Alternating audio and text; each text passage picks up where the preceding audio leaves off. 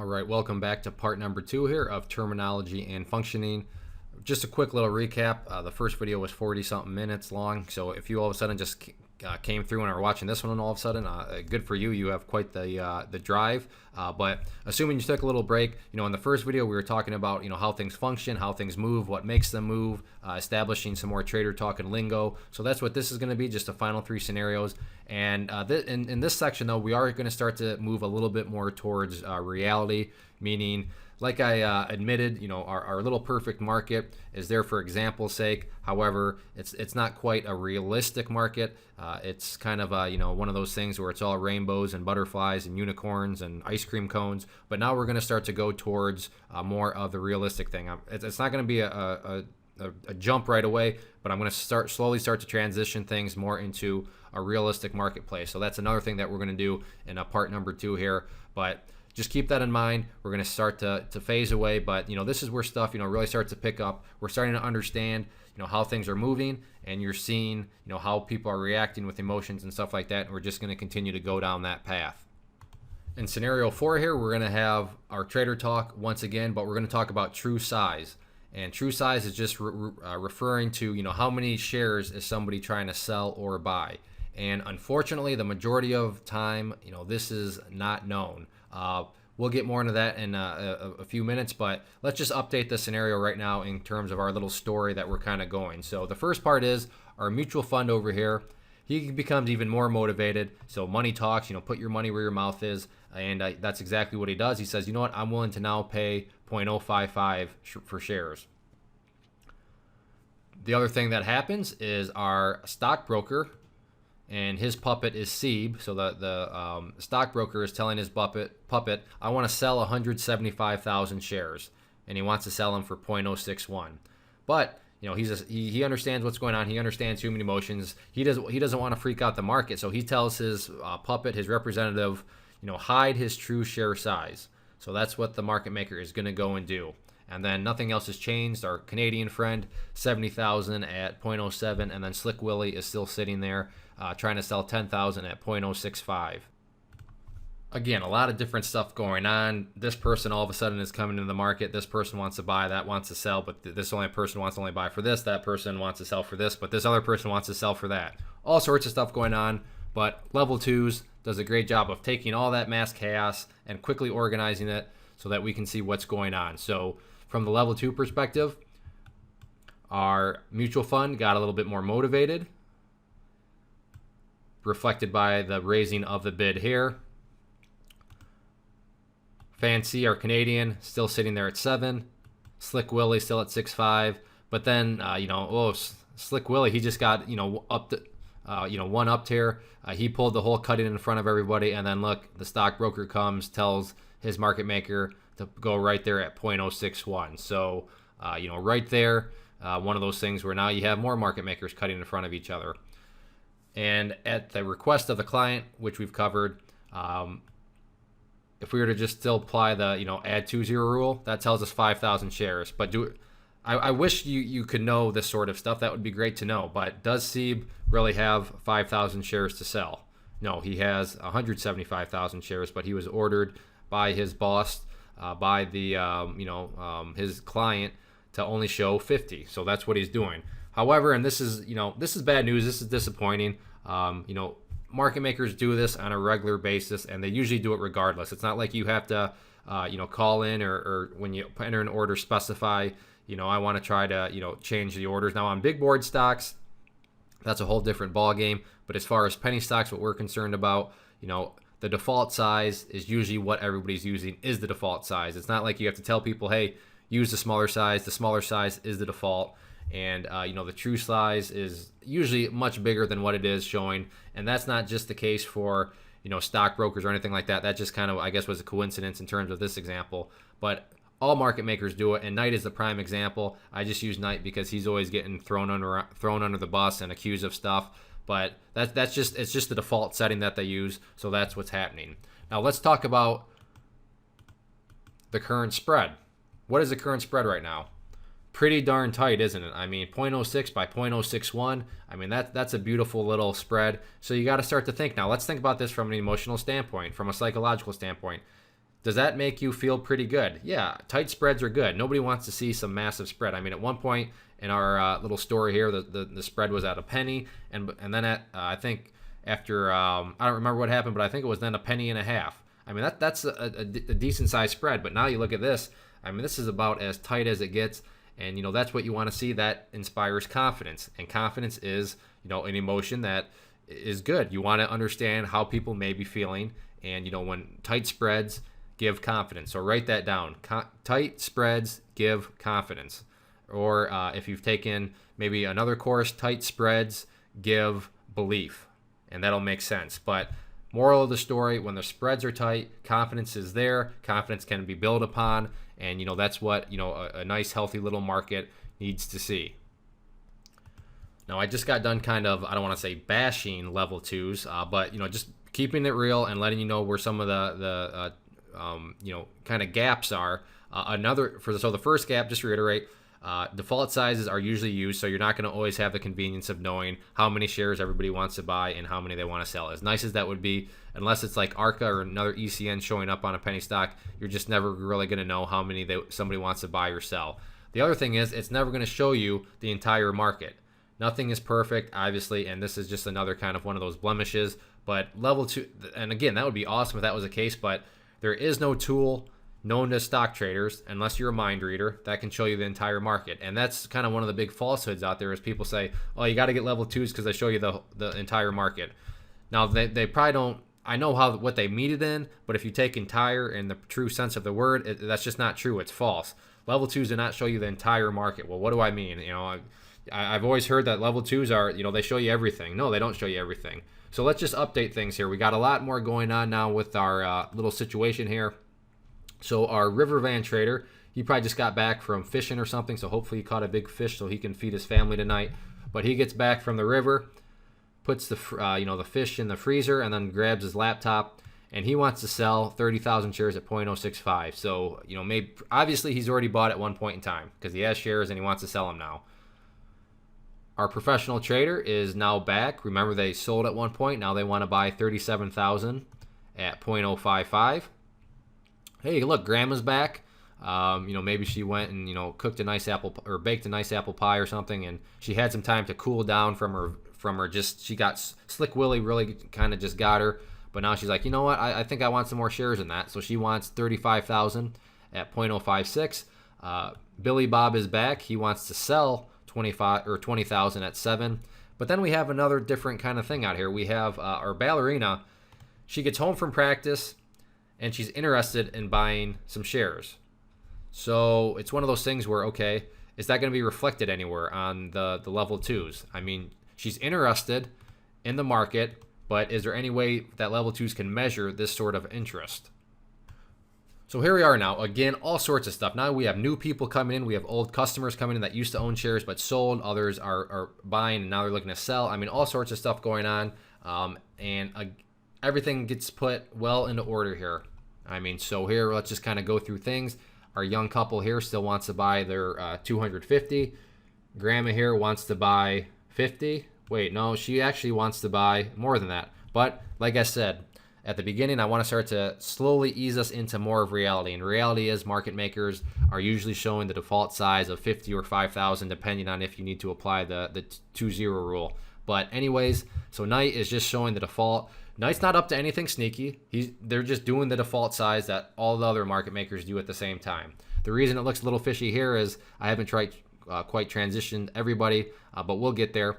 Anyways, here is our professional trader at 370. Mutual fund wants to buy 250. You can see the prices they want to buy at.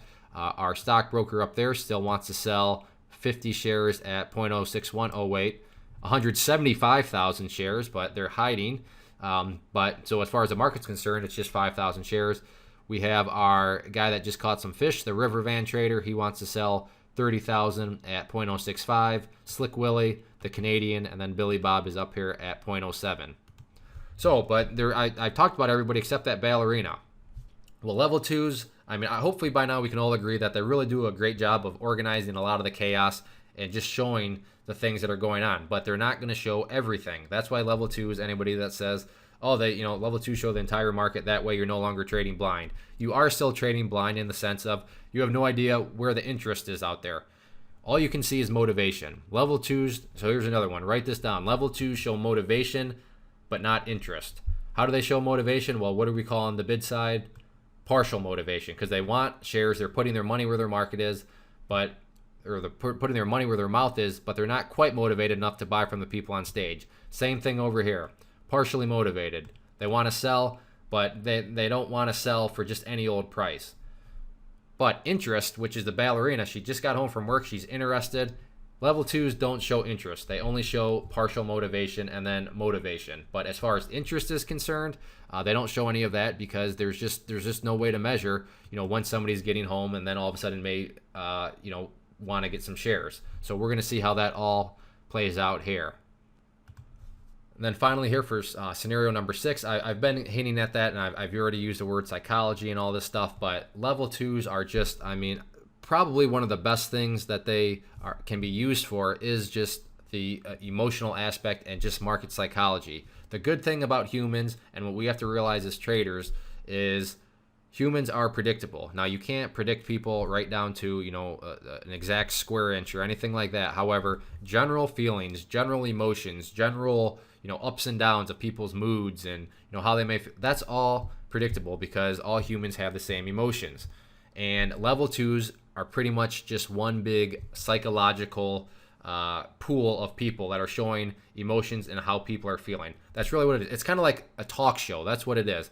Level 2s are a talk show, and all they're showing is all the sorts of drama that's going on. When people are feeling happy, great. When people are feeling sad, when people are kind of just like, yeah, whatever. It's showing that all, and that's what level 2s should be used for, and that's why they're such a great tool, is because they're a talk show that's showing the emotion for that particular stock. So that's how I want you to look at them from here on out. We're just looking at a talk show. There's all these puppets that are a part of the talk show, being controlled by different clients, but it's just kind of mass chaos of emotion, but we can tell what the emotion is. And that also brings to the next point of, if you've ever seen A Beautiful Mind, it's about John Nash, who came up with, game theory. And game theory is basically just you're making decisions based off of what you think other people's decisions will be to benefit them. So it's a lot more complicated than that, but that's what we're doing. Level 2s allow you to apply game theory, where you're trying to think, how are people thinking, and then you can base your decisions off of that. You don't want to do it too soon, but you also want to try to, you want to be proactive, I should say, in terms of how people might be feeling, or maybe will soon be feeling. There's a big differentiator there. How are people feeling right now, and how are people feeling right now? How may that make them feel in the future? Maybe in the extremely near future, maybe a little bit further down the line. I want you to start to get your mind frame in that. That's what we're looking for. We're looking for psychology. We're looking to make decisions based off of how we think others may react in the future.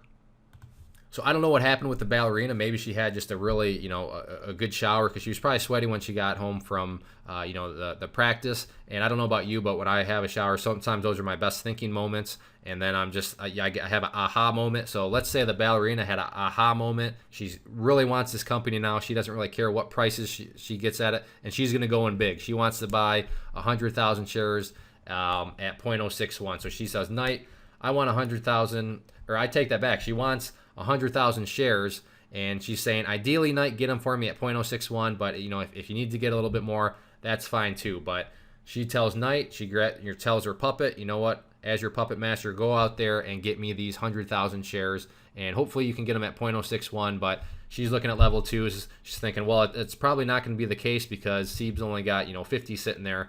But that's what she orders, and of course Knight has been paid a commission, so they're going to go out there and do their best to listen to their client and do what they're telling. So this is one of these things where you can't tell. Think back to the picture, all those phases. I couldn't have really done phase 7 because I don't know how to do this, but picture this along with that analogy as the ballerina just appears out of thin air, says, I want those shares from you up on stage, and then gets them and disappears. That's exactly what happens here. She was not reflected in the market at all. She was interested, but as we've established, we can't determine that. But she just all of a sudden appears out of thin air, kind of like a comic book character or something like that, a magician. Just boom, I'll take those shares from you people up on stage. So she appears, slaps the ask, and then is gone. That's what happens. So how is this all reflected on level 2s? Well, let's first just the appearing and disappearing. That is shown and represented by our tape over here. It shows the details of what just happened in the market. Somebody appeared, and when they agree, what was this deal? This person appeared out of thin air. They made a deal with some people up on stage. What was this deal? Well, the deal showed up as at time here and here. Both of these times would have come right after one another, and I'll explain that here in a second. But 250 at 0.061, and then very soon after, 750 at 0.061. Now, why would they have come very soon after? Why would time D have come basically immediately after time C? Well, remember, these market makers are not real humans. They're algorithms or computer codes. And sometimes sometimes deals get broken up. So in this case, the ballerina bought 100,000. 250 plus 750 right there is your 100,000. However, to us on the outside, the tape showed it as two different orders. I bring this up because lots of times people are, they create all these conspiracy theories about, oh, look at this and look at these goofy orders. Sometimes it's goofy. That's just the way it goes. I'm going to address this again later on in the course, but just know that the tape, because it's being run by computer codes and programs, it's not always going to show an exact specific amount. I mean, if you've ever bought shares before and have looked at the tape, you've probably seen it, but I know I've seen plenty of orders of mine where I know how many shares are going to show up, and they show up, but they don't show up all at once. They're all broken up into different pieces. So that's what is going on here. From the tape, it looks like, okay, potentially two deals. And at the end of the day, do we know that there are two deals here? Kind of. A way to guess is, well, these time D happened right after time C. I mean, it was boom, boom, right on the level or on the tape. So yeah, these are probably the same deal. But do we know for a fact? No, but we can come to a pretty logical conclusion of that. However, let's get back to the level 2. So that happens, and then what happens on level 2s? If you said, well, they look the exact same, then you are right. You maybe already read that bullet point. But why do they look the exact same? I just want to really drive this home. They look the exact same because, remember, nobody in the crowd agreed to anything. Somebody just appeared out of thin air, and then boom. But nobody over here on the bid, out in the crowd, but they didn't agree to anything. There was no deal struck over here. On the ask, yes, some people were, they were affected. People bought from the people on the ask. However, remember, SEIB is actually selling 175,000 shares. So yes, 100,000 showed up here on the tape, but nothing changed over here. So this is kind of what word am I looking for? Kind of the saving grace here, if you will. Yes, it's a big bummer that standard default size is only going to be 50. So you're never really going to know how many people or how many shares different market makers are selling. However, the tape is the great equalizer because right here, perfect example. So people watching the market, they just notice, oh man, look at that. 100,000 shares just came across. Look at that. That's a great order. And they slap the ask. That's awesome. Quick question. How do you know they slapped the ask and bought from the people on stage? Green. Remember, the colors are going to show us the location of it. So they see the green orders that, oh, that's great. Bought from the people up on the stage. But wait a second. They bought 100,000. SEIB's showing 5,000. What's going on there? That doesn't quite make sense. Shouldn't SEIB have disappeared since somebody bought more than what they're showing us they're offering? So right there, it's hopefully you see how that works. Yeah, we don't really know, but the tape, you can't hide from the tape. I always say, CEOs can't hide from the chart. Well, CEOs can't hide from the level 2s or the tape. The tape is what exposes CEOs. The tape is what exposes a lot of things because perfect example right here. 100,000 show up on the tape, only 50 being shown by SEIB, yet SEIB does not move. Interesting, and I'll just leave it at that for now. However, let's get back onto the emotional side of things. How do you think that's going to make people feel? They see a massive order come in, and then this market maker doesn't even budge, don't even move. That's not, it's not a good feeling. I mean, it's one of those things where, do you actually, absolutely need to panic and freak out? No, but you need to start to think, okay, I know how that kind of makes me feel. That's a little bit troubling. I mean, SEIB should have moved. So if I'm feeling that way and knowing that I'm a human and have the same emotions as a lot of other people, I'm thinking other people probably feel the same way. So maybe I should be feeling a little bit proactive here. Now, our Canadian friend, he sees this. He's an emotional person. And he says, and I apologize to all Canadians. You know, I'm gonna try my best here. What the A? How many does Seb have for sale? I'm out of here. I want to go play some hockey. That was probably more Scottish than Canadian, but I tried my best, and I just say that because I have Canadian friends, and so that's I'm not I love Canadians, but so don't take any offense to that. But that's the best I got in terms of my Canadian accent. But emotionally, you know, he's sick of it. He wants to go play some hockey, and you know, maybe wants to go bobsledding. I don't know, but he wants to get out of there. He's sick of it. He saw that order. Why isn't C moving? That's it. He tells his puppet Fancy, you know what? As your puppet master, I want you to just dump my 70,000 shares. Hit the bid whack. I don't care. Just get me out of this thing. We do have a mathematical issue though. He may be looking at those 6 cents, but remember at 6 cents, our young couple is only looking to now buy 25,000. So he's not going to be able to get all 70,000 shares sold at 6 cents. Another problem at 35 cents or at 35 or at 0.056 cents, excuse me, there's only 35,000. Now he doesn't know that there's, he has no idea. So remember, I've now transitioned Knight over to default size. So he has no idea, how many shares he's going to get there. Maybe he's just going to get 5,000. Maybe that is actually a true representation and there's 5,000 shares there. Maybe, maybe there's 500,000 shares there. He has no idea, but like I said, he's mad, so he just wants to get out. But from his perspective as a seller, he really has no idea how many shares are there. He's hoping that there's all sorts of shares. He's hoping that Knight really has, like I said, maybe 500,000, and he'll, take out these 25,000, and then he'll get the rest filled right there. But being that we know and have a behind-the-scenes look, we know that Grandma's only sitting there wanting to buy 35,000. So all those 35,000 are filled. Grandma gets her 35,000 at 0.056. So, she disappears from the audience now. She's going to disappear from level 2s. And then the Canadians' final shares are going to be at 0.055. So let's just do some quick math here. Canadian had 70.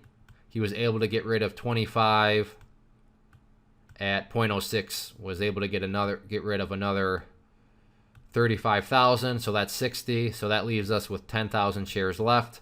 And then those 10,000 shares will be able to be sold at 0.055, which brings us to one more little talking point here. There are two market makers here at 0.055.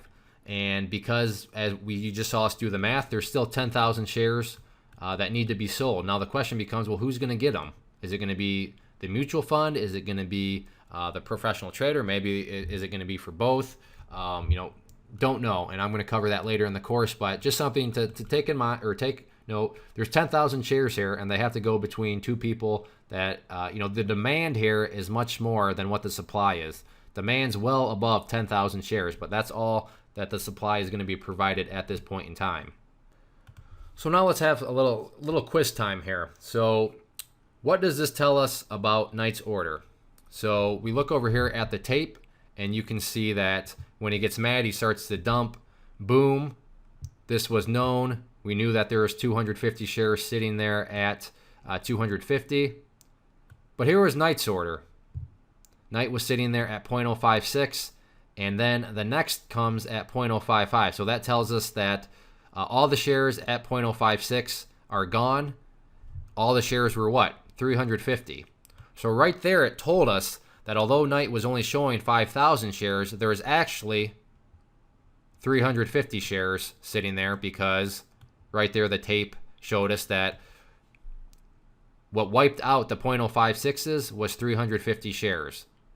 So yes, and keep in mind, as you're watching this, Knight will have disappeared, and be like, okay, Knight just disappeared. He must have had 35,000 shares there, even though he was only showing 5,000, had 35,000, and that's exactly why the tape is valuable and why you can't hide from the tape. Level 2s, the box showed us 50, but when you saw that market maker disappear at 0.056, you knew, all right, there's actually 350 there. And then finally, because Knight had to, because Fancy was the Canadians' market maker, they had to still get 10,000 more shares, so they sold the remaining 10,000 at 0.055. So here are all the transactions of the deal. These are three separate deals.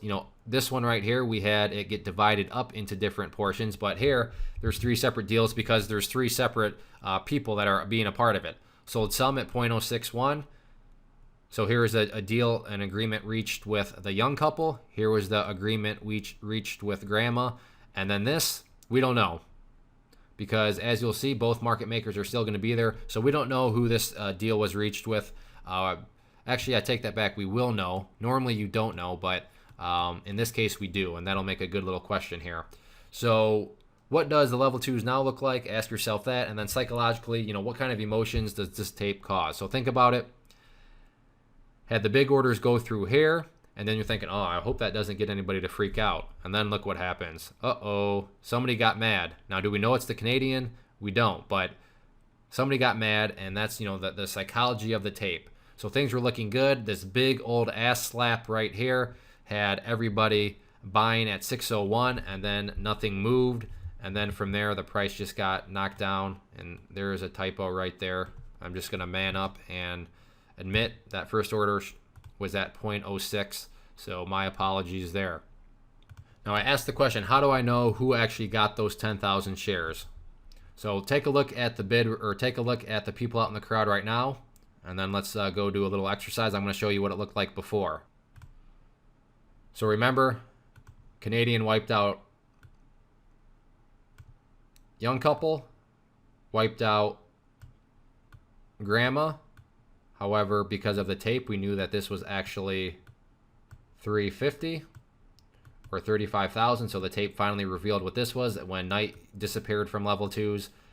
And then the question all boils down to, well, who got those remaining 10,000 shares? Maybe you've already seen the answer, but keep in mind those numbers. Now let's go take a look. Okay, hopefully you said ARCA. Why ARCA? Well, ARCA previously was at 370. But now they're at 270, which implies that ARCA was the winner of those 10,000 shares. And even though the mutual fund was sitting there bidding, unfortunately, they just didn't get any shares. The professional stock trader did. Now looking over here on level twos, what does that look like? The only change is that the Canadian, who was once here with Fan C, is now gone because they are no longer up on stage. They just decided to sell to people in the crowd. They decided to bid whack, hit the bid, whatever you want to call it. So they are now gone and no longer on level two. And this is just how it works. It's going to keep on going on and on with these scenarios. You know, this is one of these things where a panic sell-off could follow, and that's all going to depend on, you know, where the price is worth buying again. And whether that's, you know, old or new, that all depends on each individual case. But something different could completely happen. Maybe that was the only panic selling there was from the Canadian, and then a bunch more buying came in. You don't know. Level twos never end. The market never ends for a stock. It just keeps going on and on. The auction is always going from 9:30. Well, I'm not even going to get there because there's pre-market trading. But anyways, the market is always changing. So, you know, these scenarios could go to 7, 8, 9, 10, and go on and on and on. I know I'm a cool guy, but I don't think you want to hang out with me forever like that. So this is just what's going on. And, you know, this is what causes all this stuff to move and all the emotions to kind of unfold the way they do. So now that we've gone over all this and you've seen just kind of picture by picture by picture, the next video is just going to be looking at some live level twos so you can see how the auction actually unfolds in real time. And it's going to be one of those things where it may seem real fast. You know, you're used to just looking at these very static, very non-moving things of level two. But the point at this time was just, you know, what makes this market maker show up? What makes that market maker disappear? What makes this, you know, number change? Stuff like that. What does the tape look like? That's what I wanted to show, just all the functioning. What makes them move?